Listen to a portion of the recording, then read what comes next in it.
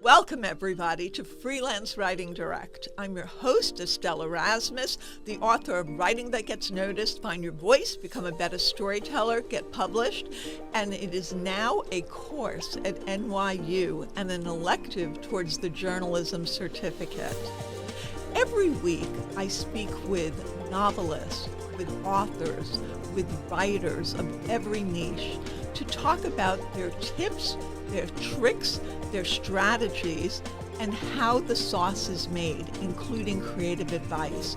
I'll talk about essays and articles and share my own experience from 3 decades of publishing. So join me every week and grow your business and build your craft with Freelance Writing Direct. And don't forget to subscribe, rate, and review on iTunes, and follow along on Substack, where I share special clips for subscribers only at estelleserasmus.substack.com. Welcome, everybody, to this episode of Freelance Writing Direct. I'm your host, Estelle Erasmus, author of Writing That Gets Noticed, which was named by Poets and Writers one of the best books for writers. And today, I am so happy to have Kristi Coulter as my guest. She is the author of Exit Interview, The Life and Death of My Ambitious Career, now in paperback as well. And this is wonderful that we're going to talk so much about this book and how it came about and your stories. And I want to tell you a little bit about Kristi first. She is the author of Nothing Good Can Come From This, which was a finalist for a 2019 Washington State Book Award. She holds an MFA in creative writing from the University of Michigan. She is a former Ragdale resident and has taught writing at Hugo House and the University of Washington. Her work has appeared in the Paris Review, Elle, and New York Magazine, among other publications. She lives in Seattle, Washington. Welcome, Kristi. Thank you, Estelle. I'm happy to be here. So, reading this, first of all, I love the title, Exit Interview, The Life and Death of My Ambitious Career. I love anything with the word ambition in the title because I was raised to think that ambition was a dirty word. And I've always been ambitious, and it's not a dirty word. And you own your ambition in this book. So can you talk about how the book came about and how the title came about and what it's about a little bit? Yeah, well, the book is a memoir of the 12 years I spent working at Amazon.com. So a little company you may have heard about during a period when it was, growing explosively.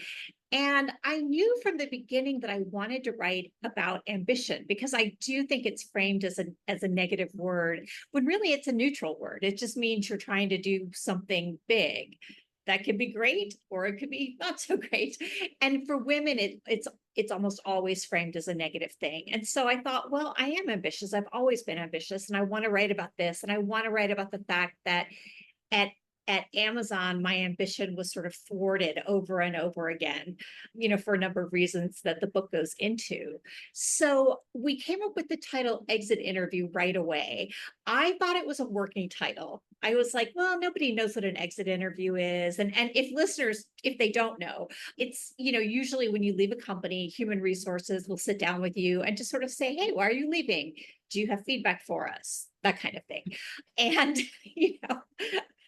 I did not get an exit spoiler. I did not get one at Amazon. Hence, and I thought, well, so it's fun as a little joke for myself. I'll call this my exit interview. And immediately people said, oh, I love that title. And I thought, oh, this must be a better title than I thought it was. And so it stuck.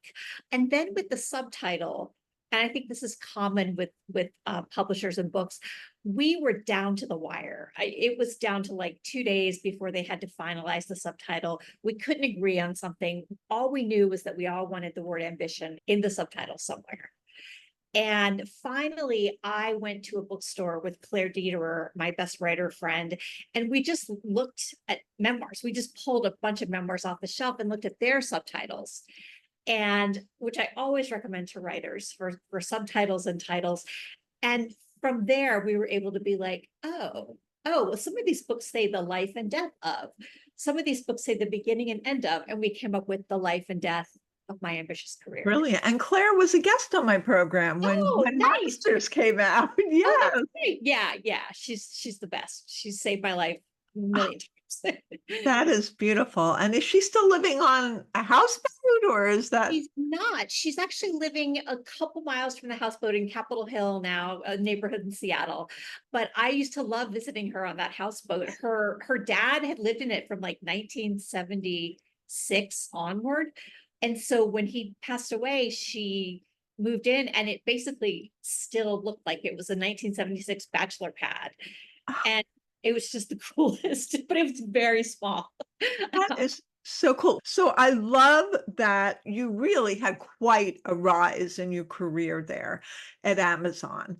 And you throughout it had to deal with so much of the misogyny. I mean, it's endemic. Yeah. And really in every aspect of every corporate America career, Absolutely. I would Amazon's say. not that unusual. It's Right. just the water of corporate life.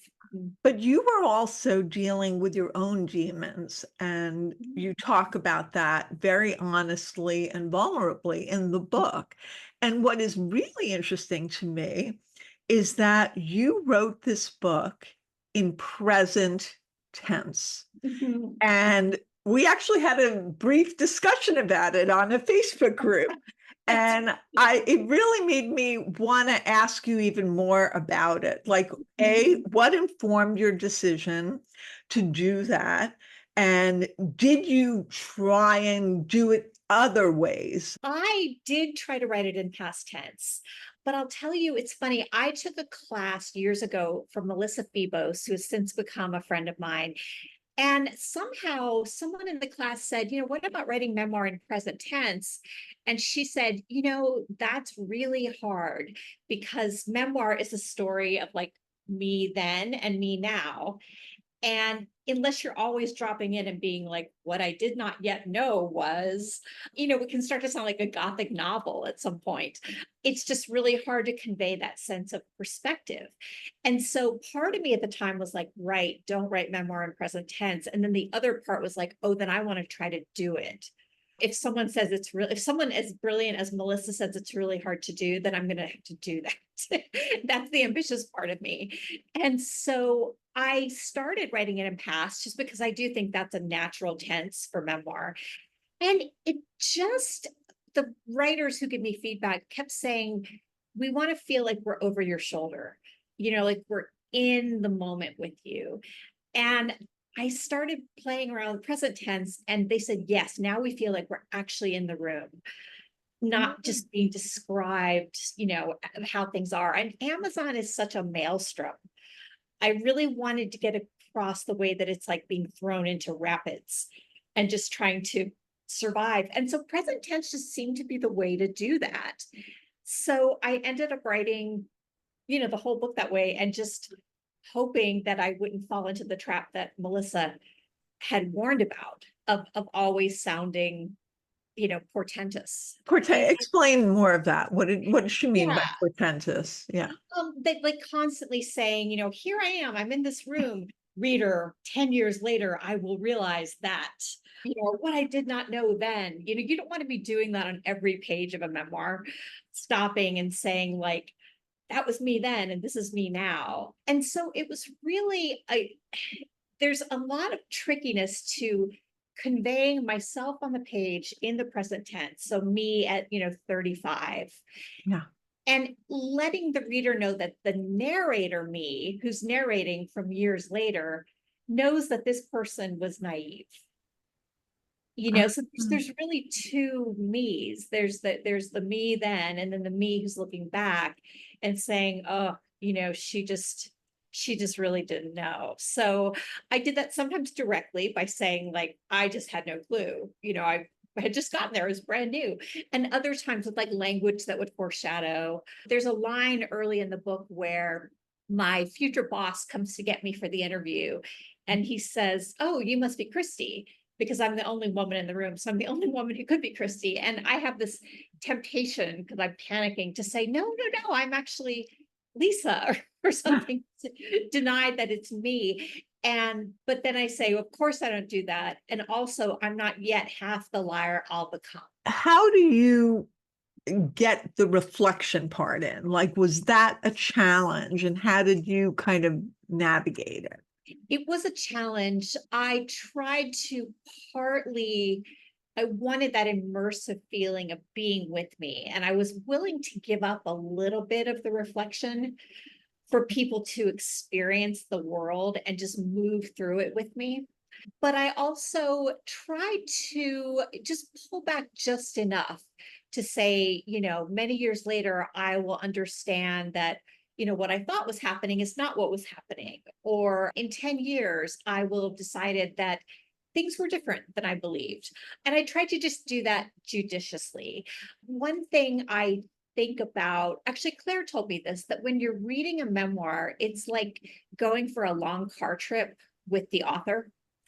And so the main things are, you want to enjoy hearing from the author, hearing the stories, but you also want to know that the author knows what she's doing. So it's like if someone's driving you somewhere, you want to know that they're a safe driver and they know how to get there, and then you can relax and just listen to them. I had two thoughts with that. You do talk about things from childhood. You do reference some past stuff. Like, for example, page 24. One day in 1975, my kindergarten teacher waited with me at pickup to explain to my mother why I'd been crying for more than an hour. Straight through pep talks from the teacher, her aide, and a Tigger puppet. Straight through 2 miniature crackles from the teacher's special stash. I mean, Kristi, you're funny too. You're funny online. You're funny on social media. You're funny in your book while telling a powerful story about a woman's rise, fall, ambition, addiction, all that stuff. Yeah. Well, I wanted to get across with those little flashbacks to my childhood that, that was about that I'm crying because I had miscolored one of my phonics exercises. And so I got an N for non-satisfactory. And the teacher had no idea this was going to destroy me. So she's just horrified, like this 5-year-old is sobbing, and they're both like, it's no big deal, you just made a mistake. But I was such a perfectionist already. Yes, it's a So, precursor of your perfectionism, your yeah, ambition, your wanting to get it right, get the accolades, and it's just really great how you put that in. there were some flashbacks where I did shift into past tense because it was more natural. The other way I tried to add perspective is this is not a social science book, so it's not like about the history of Amazon or the history of women in the workplace, but I did include a few sections where I have timelines of things that were happening Yes. to women in the world. So I was born in the early 70s. So for instance, I'll say, it's 1978 now, and women get the right to have a credit card in their own names for the first time. So I wanted readers to have that sense of, I am part of this larger landscape of things happening to women. And even though I don't talk about that directly as it impacts me, like obviously Kristi, am aware of all this as I move through the book. So I wanted to situate it in that bigger sort of feminist context. So how did you decide to add in those historical elements? Were you like, okay, this is my story and I'm writing it present tense and I'm including all my scenes and the ambition and the people, but I'm also going to frame it. I'm going to show what I did, because what I liked about this, I don't like books that just touch on a person's emotional experience or even business experience without giving some of the logistics. Like, you talk about the things that you did in your roles. And I think that's important because it colors it, it shows your expertise, and it invites the reader into the journey, into seeing Yeah. Oh, what you do. Like if I'm writing a memoir now about my days as a magazine editor-in-chief in the 90s and early aughts. And, I'm going to talk about the things that I did, the Right, meetings, the staff meetings, the cover lines I wrote that ended up on the newsstand. That's right. important because that shows the expertise and it Yeah. colors the rest of the story. And what the job actually is. Friends used to be like, what do you do at Amazon all day, every day? And sometimes I was like, I don't even know sometimes, but I wanted to show, because I think work is interesting. And I wanted to show like, well, this is how I would spend my days. And you were compelled. I mean, you were there. You were in it when you were in it to win it, Oh yeah. Kristi, when you were there. And I could see that. I mean, I could see that through every page. And I'm like, yes, yes, because that's okay to show. Like a woman Yeah. should know it's okay to be that way, even if all around you people are saying, oh, she's kind of big for her britches. I always used to get, oh, she's a lot, she's a Right. big personality. Yeah. Like, oh, okay. Yeah. No, it's and the work, I want people to know that it's okay to love your work. I mean, Amazon as a corporate environment is incredibly flawed, but the things I got to work on there were fascinating. And I thought, I want to show this. I want to show that if you're a certain kind of person who's ambitious and likes to solve big problems, like that can be, it's like a playground because that's what they do. And you kept getting promotions, you kept getting more responsibility, maybe not with the money at first, but then later. Right. And you kept getting the accolades, even though there might have been resentment and people that wanted to hold you back or weren't able to, but maybe just Yeah. thought, oh, who is she? But you also, like, so you added the historical elements in. Did somebody say, oh, you need to do that? Or were you like adamant that I want to show women that I'm part of a small microcosm of what was happening in the world? Was that it? Interesting. I came up with it myself fairly early on. And I remember I was writing and I kept feeling like I needed to say to the reader, we have to understand that, when I was growing up, there were no women CEOs, there were no things like this. And I kept feeling like I was going to get dragged into like writing history, which I didn't want to do. And I didn't think it would be the right experience. And one day I remember I was out on Whidbey Island, which is an island off the coast of Washington. And it was COVID time. So I was sitting outside at a cafe just writing, and it just hit me. I thought I could just write this as a little timeline and just little quick hits like 1978 is what happens. And from my first book, I was used to writing in some playful forms. So there'd be a chapter that was just straight narrative and then a chapter that was written as a menu, that sort of thing. So I thought, well, this is a way to break up also just the onward, this happened, then this happened, then this happened, which memoirs can fall into. So Yes. I just started I just on scratch paper started like jotting down events and dates and doing research. And the other thing was this is before Roe v. Wade was overturned, but I was worried about Roe v. Wade being overturned because I've been worried about it for 30 years. And I saw a lot of younger women online who didn't seem to understand what a hard fought right that had been. And I kind of wanted to put it in their face a little bit, just how many women's gains are very recent. Marital rape wasn't illegal in every state until something like the 90s. So it was my way, without preaching to the reader, of being like, look, look at everything you could have to lose. I love that because again, it's part of the framework and it just adds Right. another layer. And I think adding that layer is very helpful. And with that said, you have so much humor throughout. I mean, you have page 56. You're talking about your friends coming in to lunch and they're bringing deli sandwiches, and then you're talking about Chuck. And you're saying, this is something else I've noticed about Chuck, that he seems to expect us to be personal fans of whatever is selling well, even if that bestseller is aimed at teenagers and he's the only one with kids.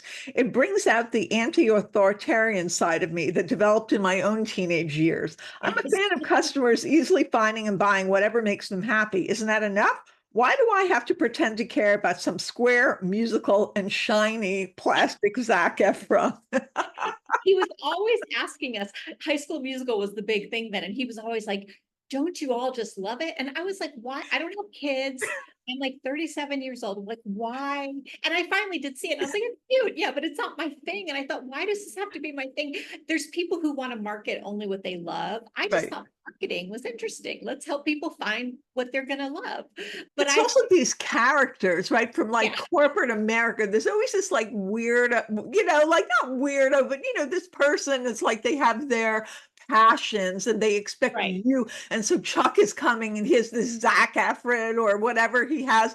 And you're Yeah, like, oh God, I'm not I even a know. mom. I have no interest. And you I have to, didn't care. for the sake of getting along, oh, great, Chuck, And I was like, it's so good. And I was just like, I hope he can't see through this, but like, I just don't care. And then you Um, pull your bottom drawer open when he leaves and you right. Like, give me a drink, someone.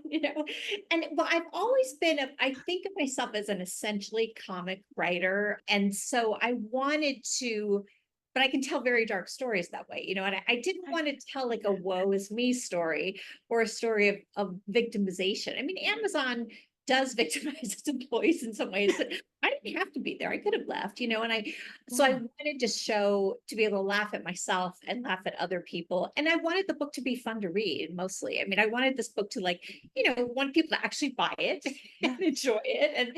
And so I didn't want it to be like some earnest, TV movie slog.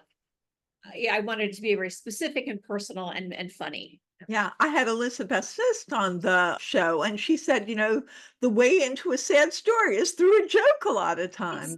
Exactly. You can get people laughing and then you can kind of shiv them even.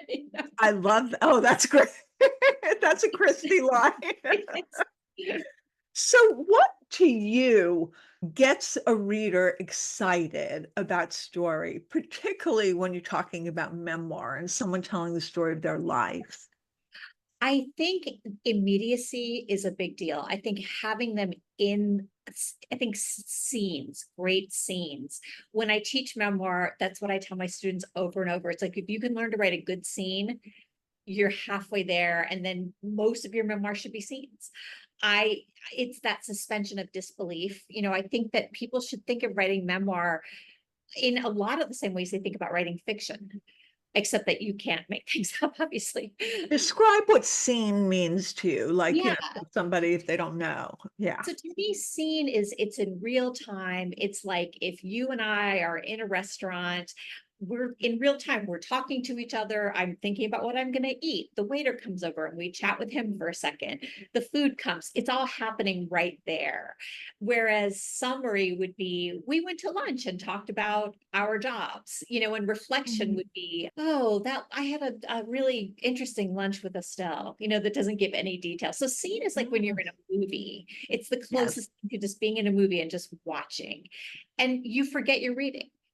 It paints a picture for the reader. Yeah, It's like I tell my students to imagine that there's being zoomed in on by a camera. exactly. What's happening? What's happening Exactly. right then and there? And Yeah. you can mix, there's this conventional wisdom. I don't know where it came from, that memoir should be something like 80% scene, 10% summary, and 10% reflection.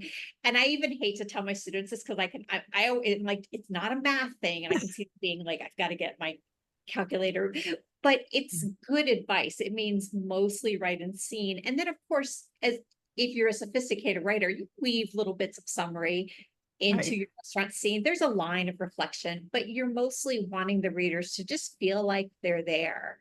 And that's for me the best. The memoirs I just love reading and feel really bound up in.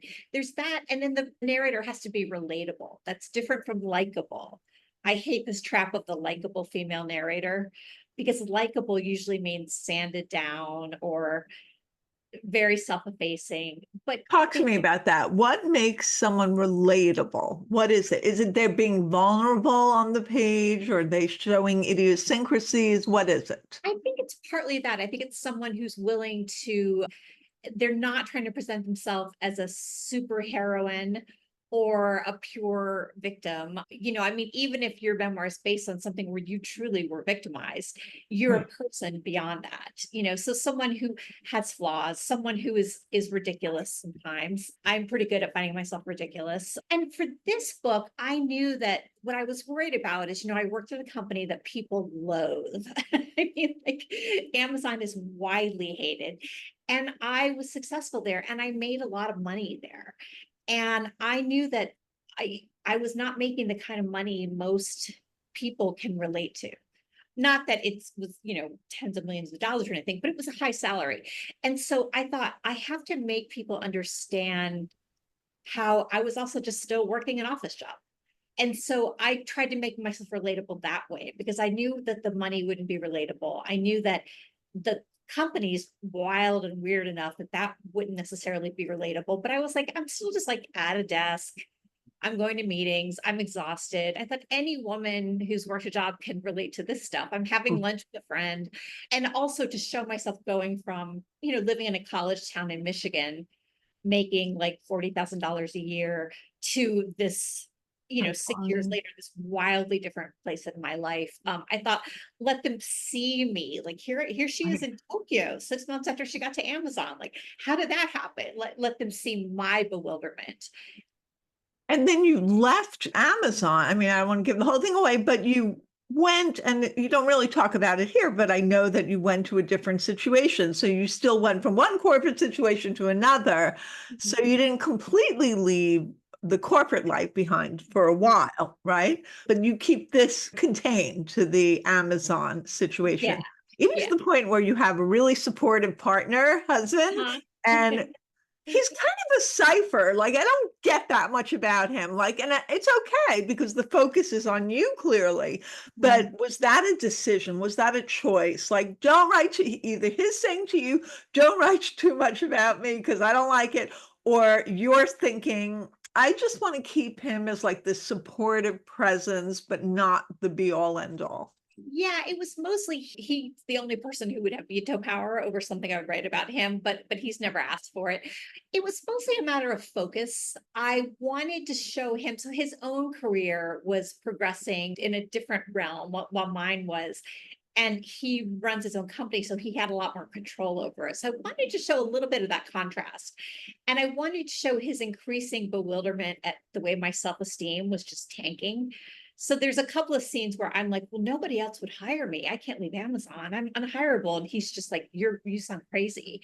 But I mostly wanted to, like I tell students, there's all kinds of stuff that happened in my life that's not in that book because it's not the story of Kristi's years from 2006 to 2018. It's the story of Kristi's Amazon career. Yes. And so you have to be kind of ruthless. So that's why he's more on the side. He was kind of more on the side in our marriage during those years too, frankly, because I was so enveloped in work. And you portray that as well in the book. Yeah. So if somebody, because so many people want to write their stories, and I mean, this is the hardest thing I've ever had to deal with is writing memoir. And I've written essays up the wazoo, but writing memoir and putting it all together and structuring it and the whole thing is really, really hard and not fast work or anything like that. What would you advise, and you teach this, so what would you advise somebody to do from the get-go if they want to write their story? One thing I tell people is just write whatever you feel like writing that day. You don't have to write your memoir in sequence. Just like a movie is rarely shot in sequence. You can just, and I do this, I'm writing a novel now. If I'm like, oh, I feel like writing about this thing, I'll just do it. I'm not worried about, but what happens in the 50 pages before that? I'll figure that out at some point. So just let yourself write a scene and get used to writing and scene right away. I think when I work as an editor, when I work as a teacher, the biggest problem I see is someone just going straight into analysis and I'm like, the reader they don't care because you haven't shown them, they haven't been in your head. So that is part of it, just writing whatever sparks to life for you and writing and scene. And then also understanding that the first draft is really just for piling up material. It's barely a draft. And if you go in with, well, here's the message of my book, when you write that first draft, you're going to miss a lot of material. I don't think memoirs need to have a message. Mine doesn't really have a message. And I see women especially who seem to think, well, my memoir has to teach something. It can, but you're under no obligation to do that. And so I encourage people to just write that first draft, let it be really messy. And I hate that. I'm a very like controlled person and I hate writing that messy first draft. Then you see what you have. Then you see what your story is. Are you an Aries? Are you an Aries? I'm a Taurus, but I'm on the cusp. I Yeah, felt that. I think that if you can just write and write and write, and when I just get my students writing a lot, they start remembering things they didn't remember before. There's all these weird little messy details that they'll be like, but this doesn't fit with my story. And I'm like, well, how do you know yet? You haven't written the whole story. That is so true. And how many scenes do you think there should be? Like, is there like, oh, 50 scenes make a memoir, or is it? Yeah, that is, I mean, that's a good question. I don't know. I've never really thought about it. I think because a scene could be a long, 7-page meeting, or it could be a scene could be a paragraph. This book came out to about 330 pages or something. I think it was much longer than my first book. I don't know. Now I want to go and count the number of Actually 368 pages. Wow. I never thought I could write that. I'm exhausted just thinking I wrote all those pages. This book took me 4 years to write. So did you write the whole book and then sell it, or did you have a proposal? Because people are saying to me, oh, you should sell, by now you should sell it on proposal. And I'm like, I don't know what the thing is yet. I can't do that. Yeah, this one I sold on proposal because Farrar, Straus and Giroux had published my first book. They had the right of first refusal on this one. Right. And I knew I'm really close to my editor there. And like, I knew they wanted to publish this book. So my agent said, just write a letter. I mean, I really got off easy. I wrote like a 1.5-page letter. Here's what I want to do. And they already knew my work. So we sold it there. The nice thing about selling proposals, you get some money, straight up, right? The negative thing is then it took me 4 years to write the book. So that money, it's, you don't get paid again until you turn and I was, fortunate I have a husband who makes a good living. So I could actually take the time to write the book. I think that it can be really nice sometimes to just know what your book is first. Yeah, to have something done. And I think it can happen either way. I mean, novels are usually sold only on full manuscript, but Right. I've seen it happen both ways with memoirs. I've seen it too. And people are just saying to me, oh, just write the proposal. And I'm just like, I don't even have all the scenes yet. I'm still working on it. So maybe when it comes more together, like it, and for me, I'm really, and I've said this before so many times, I'm a volcano writer. So like, I will have nothing for a month and then I'll sit down and like, boom, and so that's what I'm waiting to erupt.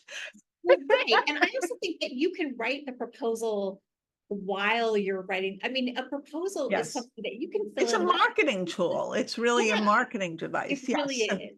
I agree. I agree for other people. And I do think one thing about a proposal that can be really nice is when you write the synopsis, it forces you to think through, like, is this really a full book? And explain what the synopsis is for people who don't. Yeah.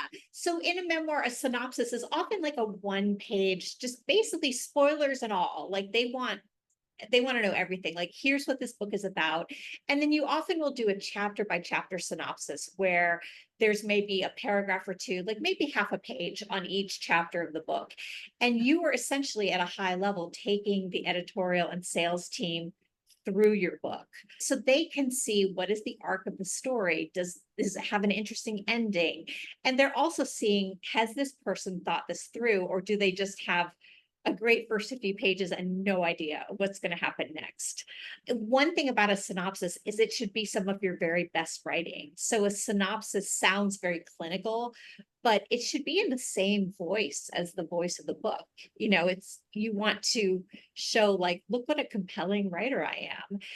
And no one's ever going to go back and say, oh, sorry, in chapter 7, you said you were going to do this and it's a little bit different. Like, you don't need to worry about that. No one cares. I love that. Yes, it's so true. It's so true. And you've had so many accolades for the book as well. I It's had been from the good rewarding. back, Nora McInerney, author of Bad Vibes Only. I couldn't put Exit Interview down, even when my heart rate was so elevated that my fitness ring thought I was going for a moderate walk. A brilliant portrait of stifled ambition that should be required reading for every underfunded woman at every organization that values female employees and has exactly one woman in its C-suite. I love Yes. that. It's And very popular these days to say, oh, we love women, we want to elevate women. And I'm like, well, why don't you do it? You know, put them don't in you the want to? C-suite. So I Right. have to ask you, Kristi, did you get any pushback from Amazon, from Jeff, who was on a first name basis in the book? Not a word, and of course the book, if readers may or may not know this, like books go through legal review. So I had the same woman who did the legal review for my first book. We spent, many hours on the phone together, working through, okay, do you have a way to back this up if we need you to? I didn't want it to be a book with a bunch of footnotes, but I was just making sure. She said, okay, great, as long as you have a link. Of course, people identities are obscured, but you can't obscure Jeff Bezos's identity. It's No way. and I teach a whole class on like writing about other people that is partly about like how do you obscure identities and when can you really not? And so legally, they felt really good about it, but you never know. And you're the person who gets sued. The publisher does not get sued. It's you. So that's always a little bit terrifying, but no, officially, and I'm sure we sent them advance copies and everything. Officially, Amazon, nothing. I mean, they were selling the book. It didn't get any special attention either. I thought this is not going to be an editor's pick. It's not. And I would say I've heard from hundreds of people inside Amazon in every country, certainly in here and in Europe. Like I've heard from so many people saying, thank you for telling my story, women and men. So it's a woman told me that women have been passing it around, hard copies of it, and signing it. And she showed me a photo. It's like a yearbook they're passing to each other. And I thought, oh my God, that's amazing. So They should make it like the book club.